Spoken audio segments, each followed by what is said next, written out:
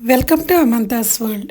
Hi friends, ఈరోజు నేను పప్పు ఆకుకూర చేయాలనుకున్నాను. కానీ ఏమీ ఆకుకూరలు లేవు. దొడ్లో చూసేసరికి నేను ఎప్పుడో మిగిలిపోయి కొన్ని గోంగూర తోటకూర విత్తనాలు ఉంటే చల్లాము. అది లాస్ట్ టైం వచ్చిన వర్షాలకి మంచిగా మొక్కలు వచ్చాయి. వెంటనే పప్పు చేయాలనిపించింది. అది ఏ విధంగా చేశానో చూడండి. ముందుగా కడాయి పొయ్యి మీద పెట్టుకొని అందులో ఆయిల్ వేసుకున్నాను.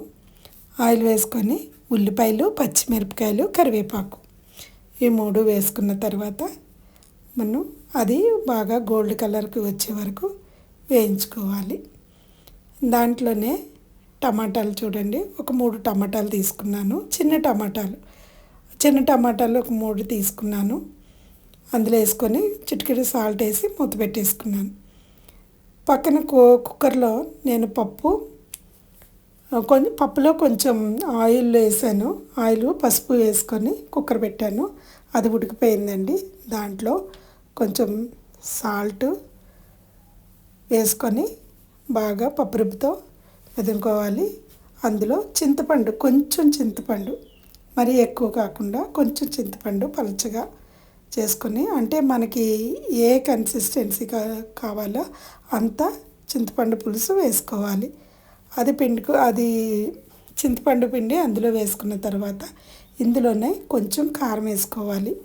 పచ్చిమిరపకాయలు ఎక్కువ వేసుకుంటే బాగుంటుంది. పచ్చిమిరపకాయలు ఎక్కువ వేసుకున్నాం కాబట్టి కొంచెం చిటికెడు కారం అయితే సరిపోతుంది.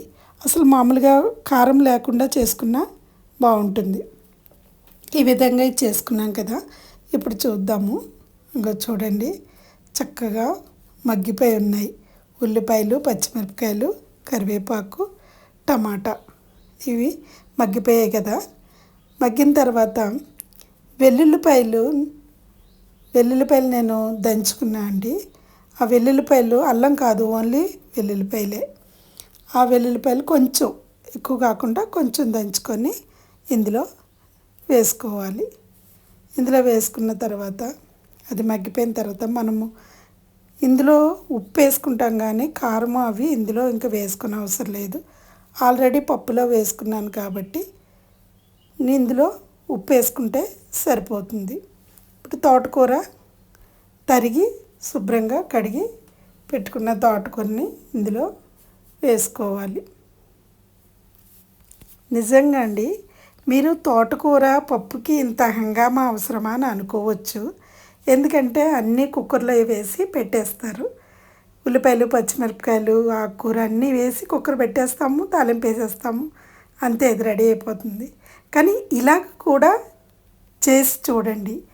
ఇది అంటే ఇంత హంగామా అవసరం లేదు అనుకున్న వాళ్ళు కూడా మీరు చేసిన తర్వాత మీరే అనుకుంటారు, నిజంగా ఇలా చేస్తే బాగుంది కదా అనేసి. మీరు ఖచ్చితంగా చేసి చూడండి. నిజంగా ఈ రెసిపీ నచ్చితే మీకు లైక్ చేయండి, మీ ఫ్రెండ్స్కి షేర్ చేయండి. నాకు ఇది ఏ విధంగా ఉందనేది కమెంట్ రూపంలో తెలియచేయండి. ఇప్పుడు మనకి తోటకూర, టమాటా చక్కగా మెత్తగా ఉడికిపోయింది. ఇందులో కుక్కర్లో పెట్టుకున్న మనం పప్పుని రుబ్బి పెట్టుకున్నాం కదా, అది ఇందులో వేసుకొని కలుపుకోవాలి. కలుపుకున్న తర్వాత ఇది రెడీ అయిపోయినట్టేనండి. లాస్ట్లో మనం కొత్తిమీర వేసుకుంటే అయిపోయినట్టే. కొత్తిమీర స్టవ్ మించి దించేసిన తర్వాత పప్పుని మనం కొత్తిమీర వేసుకోవచ్చు. మరి ఇలా ఎంత బాగున్నా కానీ పప్పు ఒక్కదానితోనే తినలేము కదండి, దానికి నంజు ఉండాలి కదా. కాబట్టి ఒక మంచి రెసిపీని మీకు చూపిస్తాను. అది ఏంటంటే ఎగ్ ఆమ్లెట్. ఆ ఎగ్ ఆమ్లెట్ దీనికి కాంబినేషన్ అండి. నిజంగా మీరు కనుక ఈ కాంబినేషను చాలా వరకు ఇలాగే తింటారు, సాంబార్తో కానీ పప్పుతో కానీ ఆమ్లెట్ వేసుకొని నంచుకొని తినడానికి ఇష్టపడతారు కదా.